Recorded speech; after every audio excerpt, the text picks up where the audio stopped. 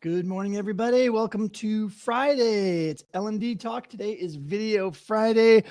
I'm Brent Schlenker, Chief Learning Officer for Litmus.com, and my co-host Sam Rogers is here. Good morning. Good morning. Good to be here. Kick us off. All right. I've got some little loopity goodness.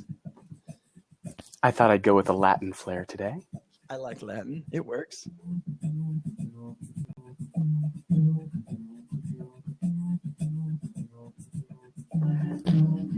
Learning and development talk on Video Friday. Learning and development talk. We're talking train wrecks today. All the things that go wrong in your training. All the things that go wrong in other people's training. Today's the day to spit it out, get it out. Anything with video, throw it out there. Anything that goes wrong, and we'll fix it for you. We'll do our best to fix it for you. This isn't speed metal, no, Anthony.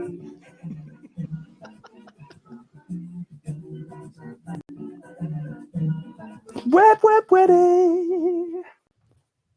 Outstanding.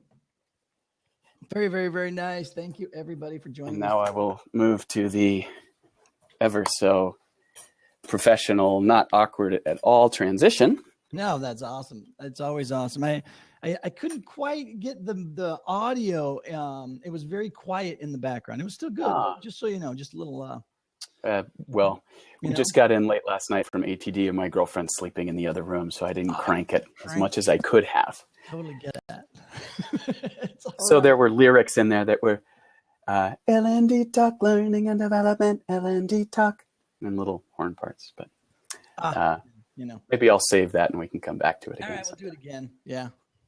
Let's get a recording of that at the end or something. Maybe she'll be awake by then, and sure, you can crank it. But anyway, so we're talking about train wrecks today, whether it's learning or in your e-learning development or just learning training development, whether it's video or not. But we'll lean towards video because, of course, today's Video Friday. So first of all, let's just do a standard morning shout out to our international contingencies who join us here. Woohoo! Thanks for joining us. We have Lisa Minogue White and Marco are here from the UK, and Rats. Normally, our Australia contingent is not here, I do not believe, but some honorary Canadians. Sorry, Ajay. He's not an honorary Canadian. He's a real Canadian. I'm just joking with him, but go Canada, right? Awesome. So good. Welcome, everybody. Always fun to have you. So start throwing your stuff into the live chat. And if somebody has a good one that they want to talk about or just throw out there that is really too long of a story to go into the live chat, feel free to jump into the third hot seat and tell us, just talk us through the story. Stories are often best told verbally, but if it's short enough to go into the text, you can do that too.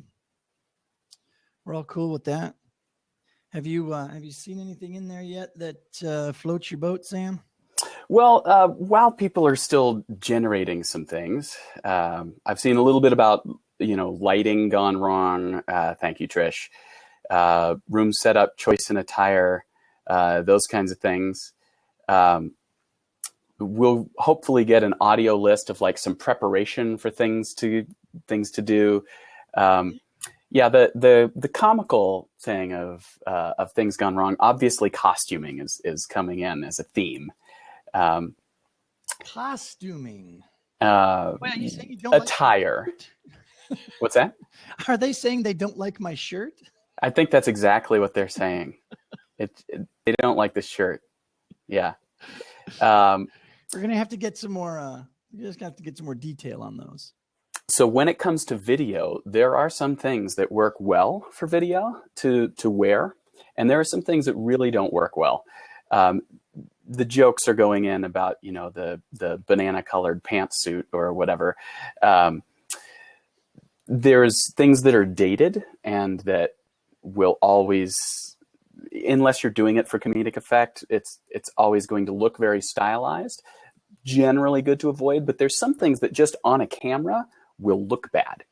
Anything that's got like tight patterns, when you're on camera, whether this is a webcam or TV, they'll generally tell you like, yeah, not that shirt, go with that one. Or this blouse is a little too, you know, it's good to go with things that are solid colors that don't have a lot of intricacy in them, because the way that like the refresh rate works on the screen and how much information there is to work with, it can be really distracting. I'm not sure if you've ever seen something where you're watching it and suddenly like the screen goes all weird on the shirt kind of thing. You know, I was going to say, it's like, I think HD sort of takes care of that a little bit, but we haven't quite gotten there yet on the streaming side of things, because the perfect example, please hold.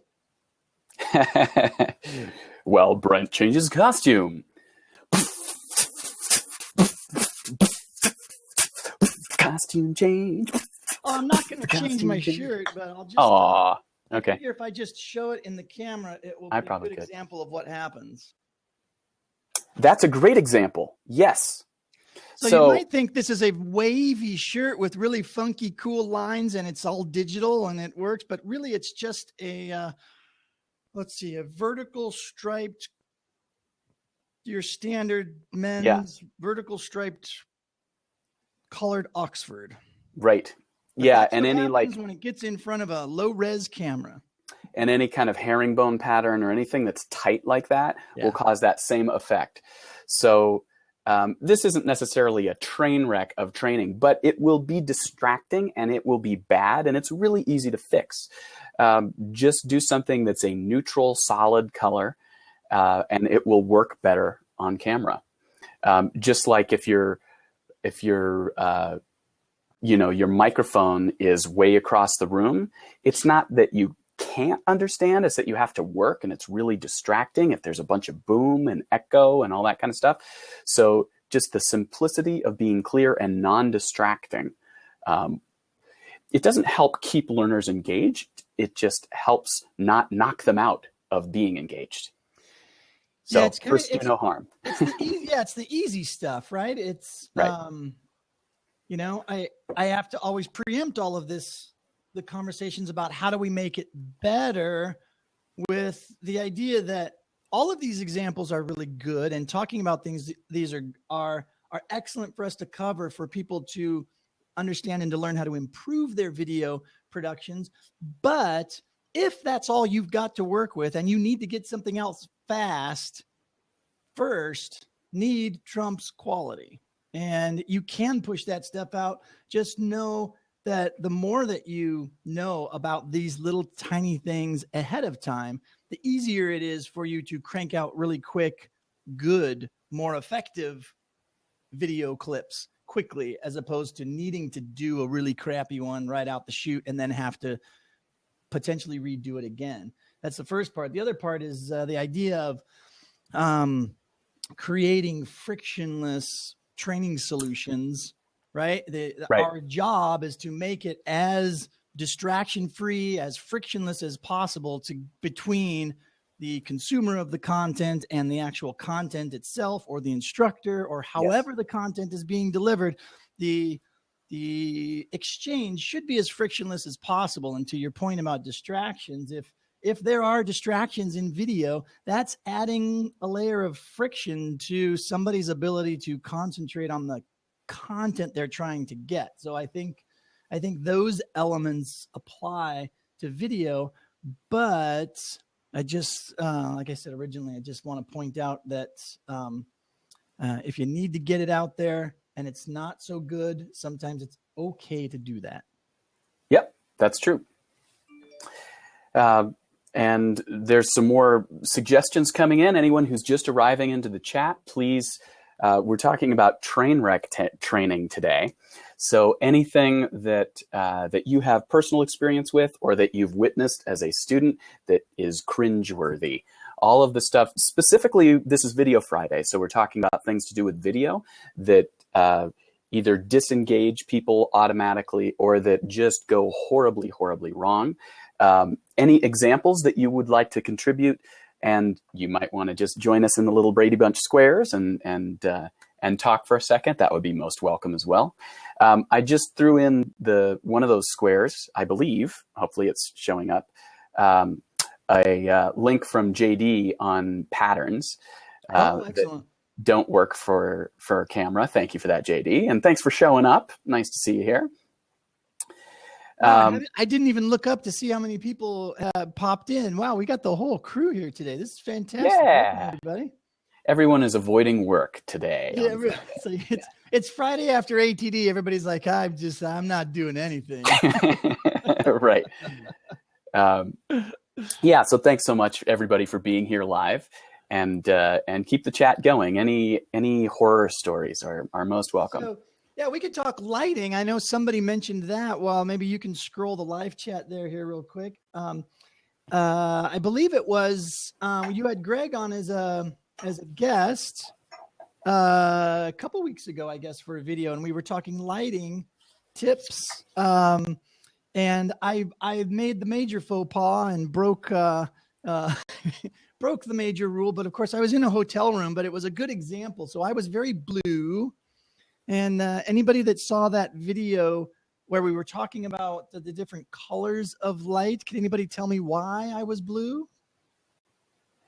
Yeah, I may be actually guilty of the same offense today because one of the lights that I usually use for this setup is in the other room with the sleeping beautiful woman. So I am down to one and using sunlight over here. There's a clue. I tried to correct for it in the mad dash to get to the blab today. All right. Everybody's hilarious today. I didn't even how to do you Oh, hey, that's a good one, Lisa, too. I'll jump to that. But yeah, so I was blue because I was using the outdoor, the windows from my hotel room shining in, and I was only using the built-in camera on my MacBook Pro, and it did not white balance. And so I think there's normally an auto white balance on the Mac webcams, I think, but for some reason it did not change. And so it was basically, let me see if I get this right. It was probably originally, it was white balance from the last time I used it, which was probably getting incandescent light. And then so it was white balance to that. And then when the sunlight came in, it turned everything blue because sunlight is blue. Yeah, so there's a lot of complicated parts about that with regards to lighting theory and stuff, which we probably don't need to go too deep into today, but might be great for a future blab. Yeah. But basic rule of thumb is if you're using natural light, keep using natural light and don't use any non-natural light. And if you're using artificial light, keep using artificial light and don't use any natural light. Because when you combine those two is when people start to look kind of off colors and a little bit, just a little bit alienish, and it can happen without notice even, just suddenly bang, people are looking different. All of a sudden, and how did that happen? I'm not sure. Message from the home world, perhaps. I'll change back. So all of those things to do with coloring, those, they make things like edits hard. I heard that come out, and the idea going back to wardrobe too. If you always have the same thing that you're wearing, it makes it much easier to edit and make decisions in the morning. And you can always show up in your Steve Jobs turtleneck, and the world is fine. But right. For editing purposes, if you have things that are shot in different places, like there's this whole color thing that you won't necessarily notice until you put two pieces of footage back to back and you try and cut between them, and suddenly it looks really awkward. Same thing happens with audio, of course. If you've got somebody close mic'd and then something distant and you're trying to cut between the two or throw in a voiceover, and it's just disorienting and jarring. Yep. and will knock people out. But these are still, these are all good things to talk about, and they can kind of up that friction quotient for training. But it's not the train wreck kind of stuff that I was going for. So things, tips. Yeah. Who has actually experienced some of these train wrecks, an actual crash and burn? Or are we all such awesome professionals that we've never train wrecked? so I can talk about some of mine. Oh, okay. Specifically with live streaming, I used to produce a monthly live stream at Google for all of their top tier partners for YouTube. And there are things that go horribly wrong. Like even in the epicenter of the internet, even when you're connected with Google everything to Google land, things go wrong. And especially in this live setting, things can go very simply wrong, like just being on a conference call and suddenly you're out of the conference call. When that happens in a live stream and you don't have any backup to it, and there are thousands of people watching, it's not such a good thing. And that's part of the reason I just posted a blog post about this recently, that I think live streaming is such a great way to get into video, is because you have to, it's kind of a high stakes game, but it's a low threshold of quality. Yeah, good point. And there's a lot that's acceptable when, and you learn very quickly when things go wrong. Like, dude, you look like an alien, fix something. Like, you don't necessarily need to know what it is, but the next one, you better fix something, or change the shirt. Like, you'll see comments like that come in. Yeah. But with being able to communicate expectations to people, specifically in a live stream format or like live television or anything, what the expectations are is a key part of the ingredient for a train wreck. So this client that I'm working with, part of the reason I was just at ATD with Brent, as many of you were, I only got to see one half of one session, which was a big disappointment to me. And the reason is that the client that I'm working for set a lot of expectations about this training that was going to launch for the first time to a new audience on a new system. And even with all the warnings from the guy who's made mistakes before, they hadn't made theirs yet. So now they have. And there were messages that went out to about 10,000 people that had the wrong link in them. The wrong link going out in communications about video stuff happens really frequently. And the main reason why is that we're generating and testing stuff in an admin view and not testing it first as a test user. And, that's a general rule of thumb for all the e-learning that we ever create. You always want to, view it on a low bandwidth connection or something that's not on your corporate network and make sure that works. All that kind of stuff applies. Yeah. But specifically with video, having links go out that have more information at the end. And what I'm talking about is in the URL, oftentimes there'll be like a question mark and a bunch of stuff after it.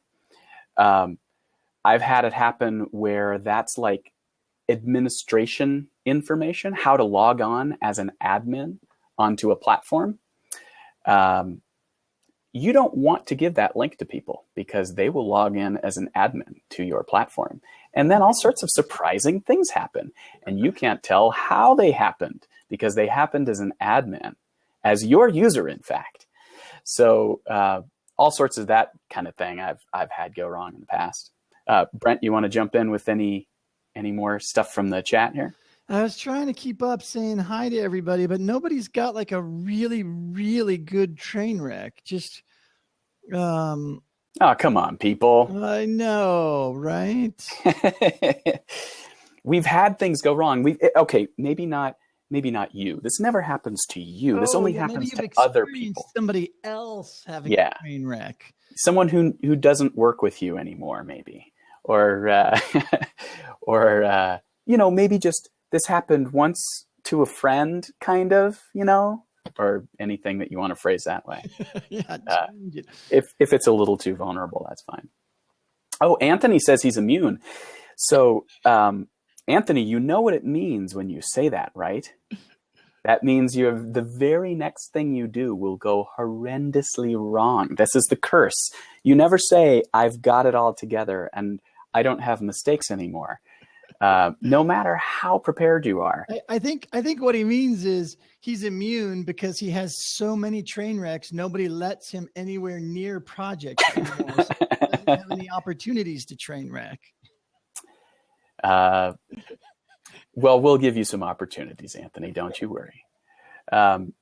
So one thing that happened recently, just last, or I guess it was this week, that Anthony was really helpful in, bailing me out on. We had Trish as a guest earlier this week, which was a great Blab conversation. And go back and see the recording, anybody. Thanks again, Trish, for being a part of that and here today. Yeah. Talking about community and learning conferences and stuff like from ATD. But that started a half an hour late. And the reason was that simple lack of preparation. First off, I wasn't really expecting to do the Blab, and that was flight delay or whatever from Brent. Stuff happens. But I did say yes. And I said I would not have said yes if I didn't think I could do it. I really thought that I could do it. And I was on the phone with Trish 15, 20 minutes before the top of the hour. And her tech support simply wasn't checked. My tech support simply wasn't checked. And so, I'm trying to figure out if I can combine the bandwidth of the hotel or find a wired connection anywhere, along with tethering from my cell phone, trying to get to the right place in the building for all this stuff at the same time. And there are simply, whenever you're doing anything with video, and this isn't just live streaming, if you're doing something with like a production crew, there's a lot of people. Like there can be like 20 people that you have to coordinate. I don't know if anyone on this Blab has had that experience, but like as a director who had no idea what he was doing and was learning to fly the plane as it was in the air, kind of a thing. I've got a camera operator. I've got another camera operator. I've got the makeup person. I've got the wardrobe person. I've got my SMEs in the background. There's the teleprompter thing. There's the sound guy. There's the lighting guy or lady. There's all sorts of people that you have to coordinate. And it leads to a lot of hurry up and wait kind of situations where everything's set. Nope, no, wait, no, we can't. I'm sorry that this person's got glasses. The last person didn't, and those are really reflective. We're going to have to change our entire lighting setup, come back in an hour, stuff like that. This alone is not a train wreck, but combine it with time pressures or budgetary pressures, and it very quickly becomes a train wreck because little nodes of sweat start appearing on people's forehead. And the lighting and makeup has to come in again and fix it. And it's exactly. So it can snowball very quickly into something that can sabotage your whole project. And with video, the stakes are high. Like the budget is generally a bigger budget. I talk about trying to do things on zero, or shoestring budget, and that's true. But I think in general, we usually there's more budget allotment or time allotment for producing higher quality video for sure than your average e-learning project. So the stakes are higher, and it can go even more wrong, even more dramatically wrong, even more quickly when you're working in that kind of format. So being able to test, as simple as it is, every piece of the process and having a backup to your backup knocks out 90% of the problems. There will still be things that come up. You may still have to scurry around and make things happen.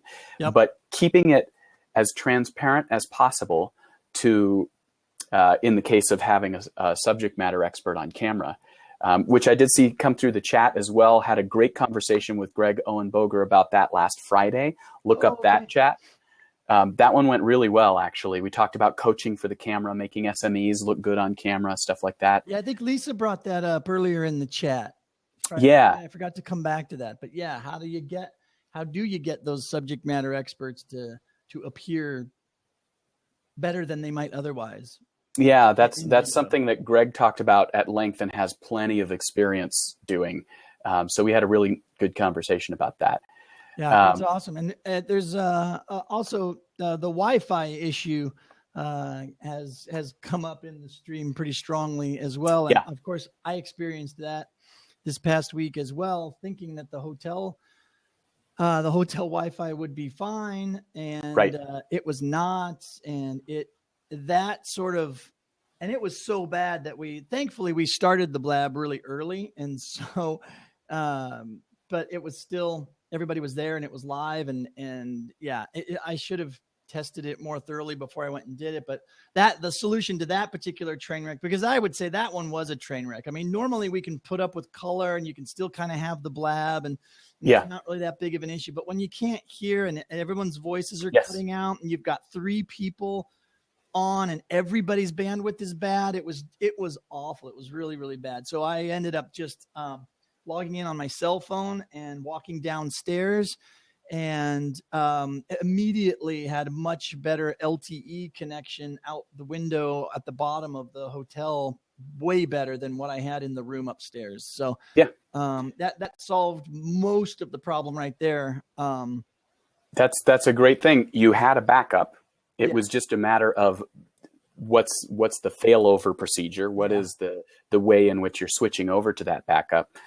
And like I said, you can solve 90% of the problems with simply having a backup. And I would really advise that you have a backup to the backup. But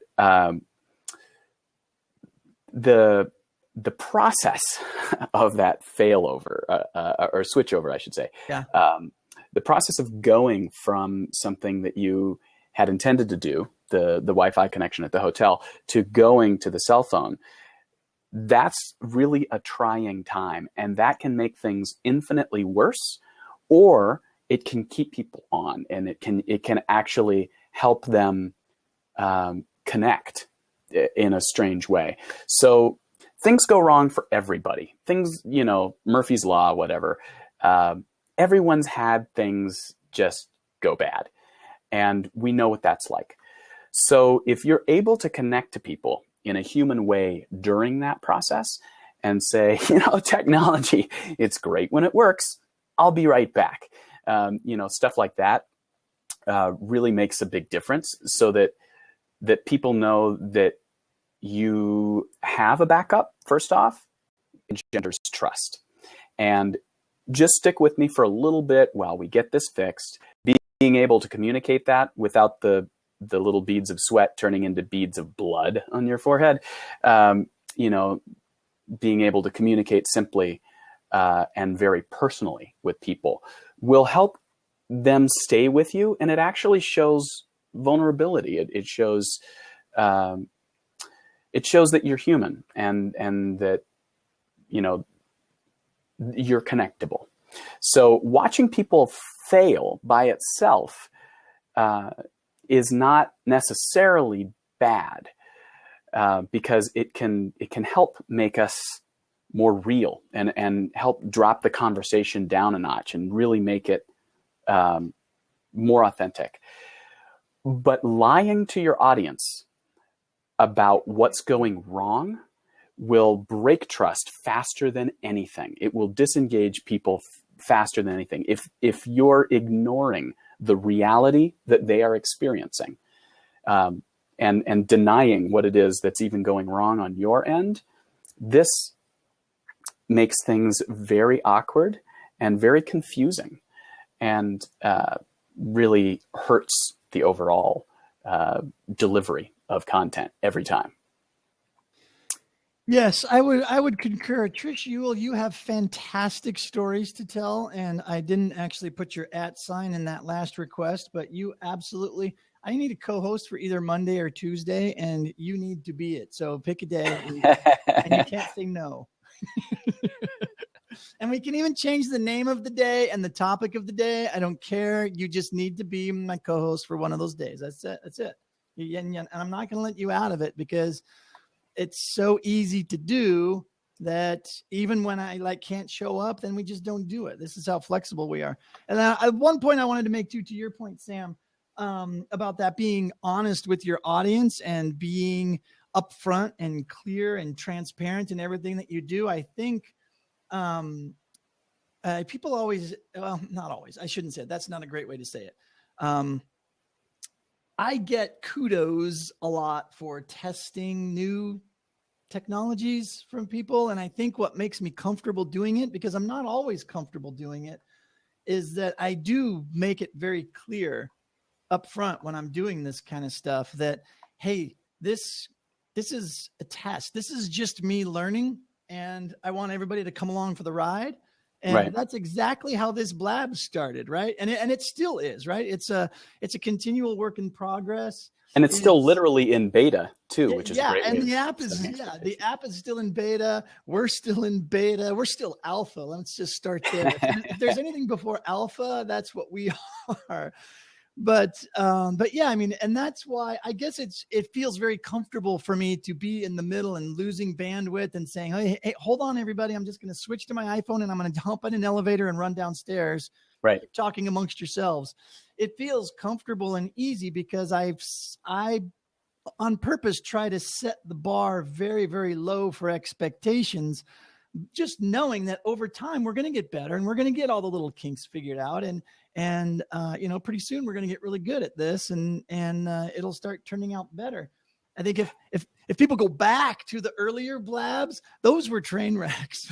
Yeah, some of them were, but they're fine also to show because it's an evolution. Yeah. And again, it shows that we're all learning. We didn't start out perfect. We're learning along the way. I'd like to share one link here,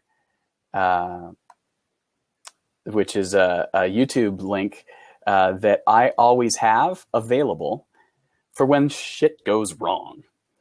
I have this as an MP4 that's always on my desktop, whether I'm connected or not. That's very cool. So I'll throw that. Yes, I see the request. Can you link to it? Sure. There's always stuff like that I have to show that says, hold on a minute. And it's 3 minutes of kind of funny music with little things intersecting this screen. That's the old, laugh-in style, be right back. And it says, yes, I know something's going wrong. It gives you room to panic and go run around really quickly and come back. And then, just like any TV station would use, if something's going wrong, they cut to commercial, they cut to something. Yeah. Having something to cut to,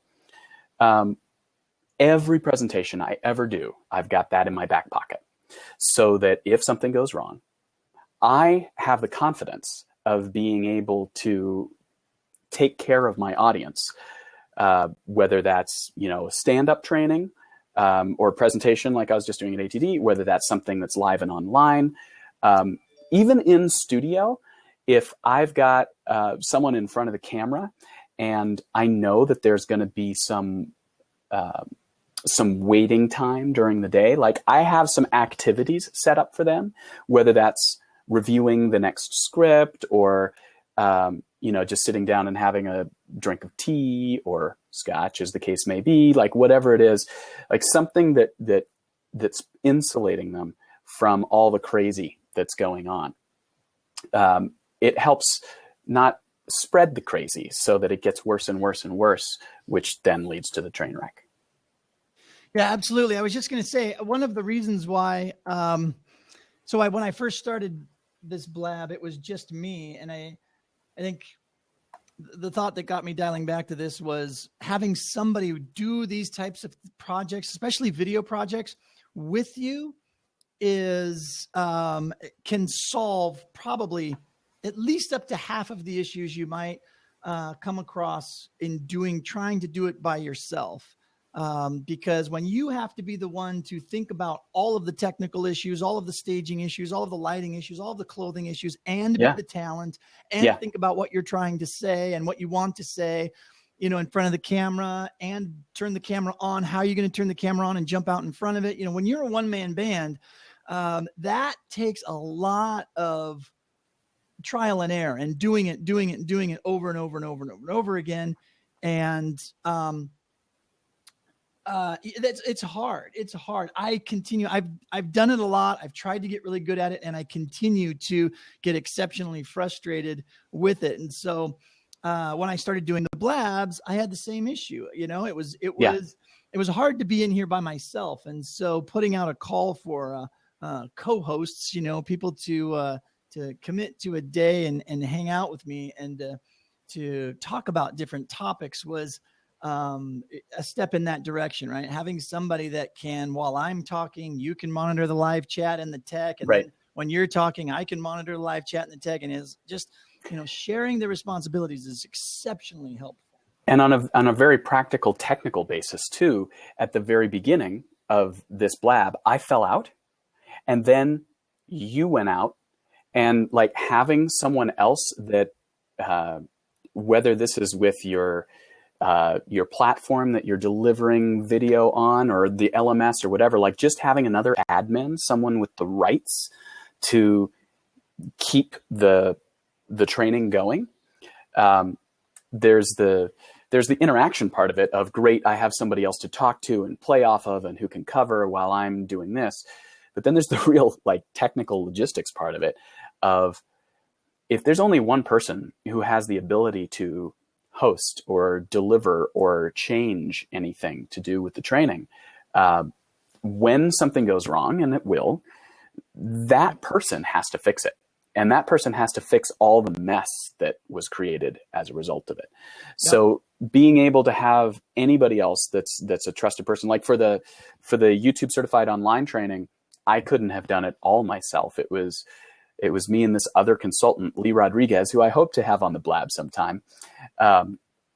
We really had each other's backs, and we decided early on, neither one of us had ever really operated at that level before, but that no matter what was said by anyone, we would only say good things about each other, and we would share all of the administrative rights that the other one had, so that at any point, if anything went wrong, we were one unit. And that's why we were able to deliver, 90 videos, from writing them to administering them in a learning management system. Here we are again, in 8 weeks. So are we showing this for a reason, Brent? I think Trish was asking for it. Can you pin the link one more time? Oh, yeah. It rolled out of her screen or something like that. So, yeah, hopefully you can get it from there, and I can share it again too. I have a blog post about this. Actually, I should go get that too. Oh, she loses audio when the YouTube videos are added. Interesting. Oh, loses our audio probably. Yeah. So that's a simple matter of us trying to talk over something on this platform. It's automatically leveling the voices of whoever's speaking. And I have something that's got this whole audio track. I can't lower that to be background music. It just comes in wherever it comes in. You probably can't hear me talking over it or Brent talking over it. Or Brent, maybe you're on this side.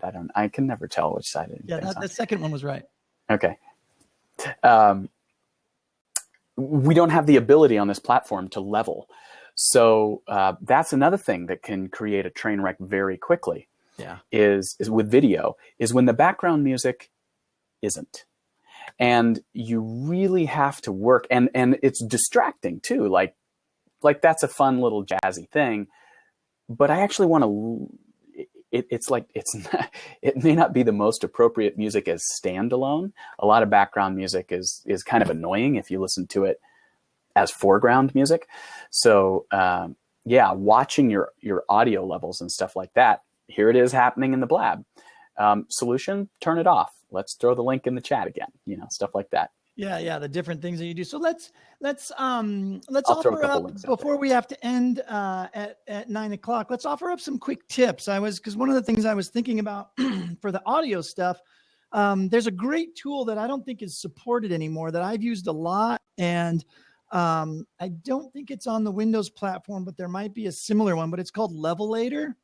Okay. And I've taken audio files that I've done multi-tracks with a voiceover and music, or I've edited, and there's been like a chunk of video would come from when I was in a crowd of people and the audio wasn't so good, or I was outside, and then it switches over to me doing a voiceover and trying, as a relative, newbie to this technology and to editing live online. It's really hard to get those levels just right, because if your monitor speaker is turned up louder or softer, you never really know what you're going to get. So I always take my finished videos and drop them into this tool, and it's literally just a drag and drop onto this app.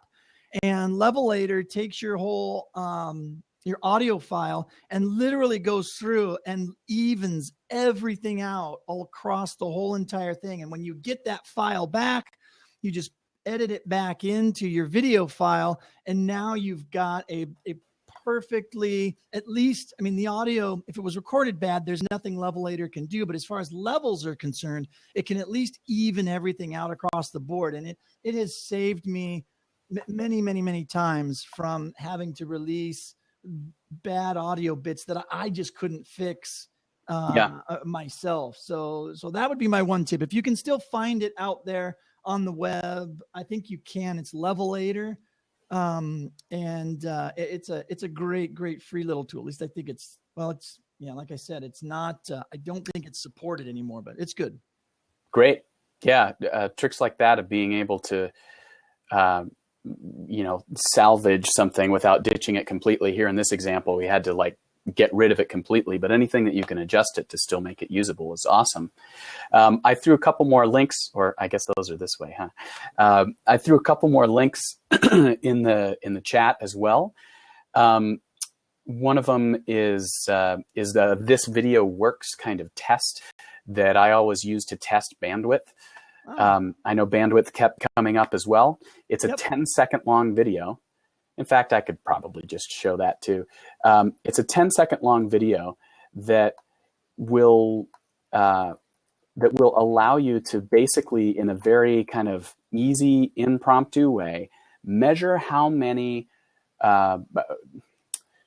without even getting too technical, just measure how big the internet is. And so that if you're delivering training video that is to someone getting their bandwidth through a straw, you can tell what that experience is going to be like, and you can work with your IT department to say, this is what happens. Can you make it different? Can you make it better? A lot of times, IT has never really thought of video when they were designing their networks. They never had the request, and it often needs to come through formal channels and stuff like that. So here's the video.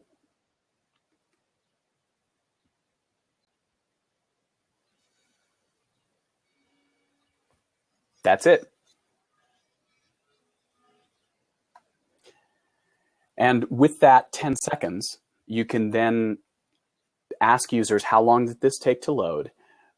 You can measure if you want to send up any bandwidth monitoring kind of stuff working with IT. What is the experience? If you go to the blog post that I posted, this is available in every different format that you could ever want. So if you're testing it on, SharePoint, which doesn't accept MP4s, or whatever else it is, doing adaptive bitrate streaming through YouTube, knowing what that experience will be before you start delivering real video content is critical. And if you just ask someone, they may or may not have the right answer. They may or may not have the answer that you need. But if you test it, and you test it with your target users, then you know. And then you can make the appropriate plans. Yeah, perfect. Excellent tip as well. They also, another tip for those of you also wanting to jump in and do blabs. I know some of you, I think, are experimenting with blabs as well on your own and doing other things.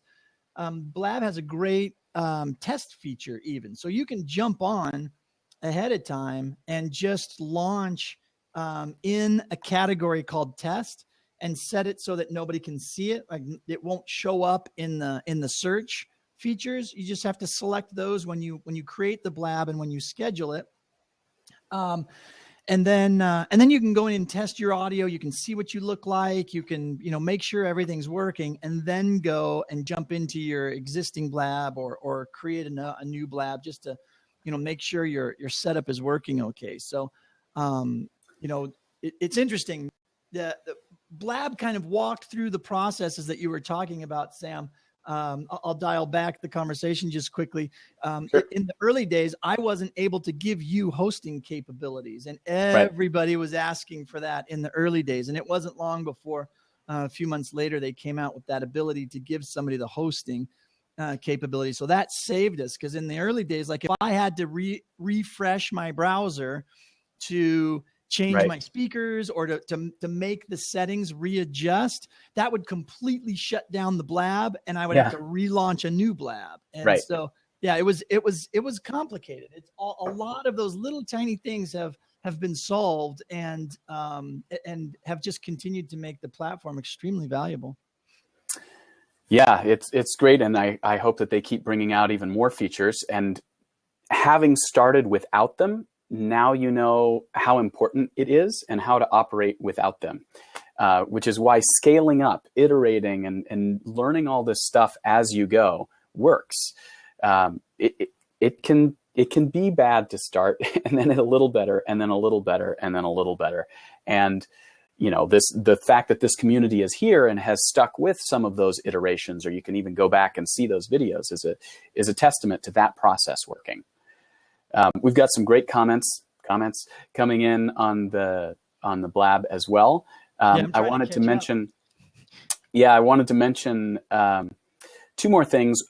Simple tip: whenever you're live streaming any video or uploading and downloading video, of course, it's better as well. But specifically with anything that you're doing live, always go for a wired connection whenever you can. And the reason is, of the way that Wi-Fi works, you can't actually transmit and receive at the same time. And what Wi-Fi is just doing this really quickly. So you're not sending and receiving at the same time. You're volleying between the two. And what the wire will allow you to do, Ethernet cable or adapt through USB or whatever you got, is you can do both at the same time. So it's not necessarily making things faster, it's just making it less complicated and less, the result is that it looks faster. The result is that things work better. You're on a different channel as opposed to being on the same channel. So always go for a wired connection whenever possible. And you just reduce the complexity of what it is that's happening. Another link that I threw in the chat was the prep sheet that I made for this Blab that Brent never asked for, but I gave it to him anyway, just because it's kind of nice when you prepare people to be a guest or a co-host or whatever. So we'll make sure Trish gets a hold of it for when. I didn't have a chance to send it to her when she was a guest earlier this week, and it's been a little intermittent, like if we send it to people or not. But it's just a simple text file, so anybody can read it on anything. You could scroll and read it on a text message. It's very easy. But it says, here's what the expectations are for anyone who's going to be on camera. Always have headphones available. You don't necessarily need to use them, but like if it starts echoing really bad, that can make for a train wreck. We haven't talked about that at all. That's always the result of a microphone hearing speakers somewhere. That's what's happening. That's why it's echoing. There are some kind of bandwidth things that can happen that exaggerate that, because not everybody's internet is running at exactly the same time, but it's not inherently an internet problem.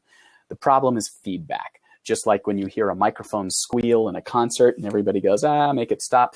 All that happened was that the speakers heard the microphone hearing them speakers and hearing the microphone and hearing the speakers, and it just makes bad noises.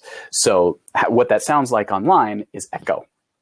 And it's always avoidable when you plug in headphones, because then no matter where the microphone is, it won't hear the speakers. Yep.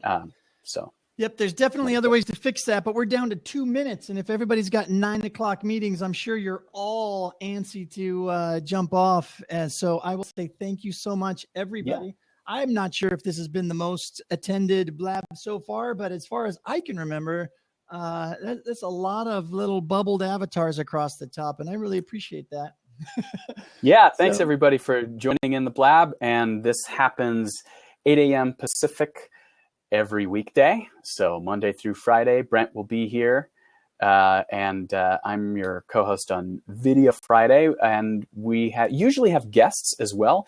Brent, I haven't told you yet, but I've got some great guests lined up for like the next 6 weeks. Oh, outstanding. Yeah, some folks that I just met at ATD, some other folks that are experts on video. Lee Lefevre will be coming, the Common Craft guy. We're still... No way, I love that. I met him only once, but that'd be awesome. Yeah, we're still locking in that date, but it'll happen sometime in the next 6 weeks. Cool. So we'll have some stars of e-learning and research and development in brain-based learning and how video applies to that, and really some good stuff coming up. So outstanding. Hope to see you back here, everybody. Yeah, so awesome. Yeah, so Sam, thanks again as always for co-hosting with me every Friday.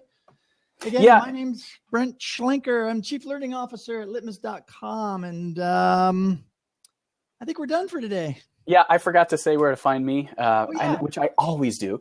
So I'm at Snap Synapse, which hopefully appears in the screen somewhere. But also snapsynapse.com is my website, and sam-rogers.com is my blog. So there's a lot of learning and development stuff posted there, and I'm all over LinkedIn as well, publishing there. And you're One Mouth Band as well, right? I am. That's a whole other world. But it's an awesome world. You got to promote that more, man. That's awesome. Any place you find the One Mouth Band, I am that guy. Yeah. Which is awesome. Yeah. Excellent. Thanks, everybody. Good times today. Learning and development talk. Learning and development talk.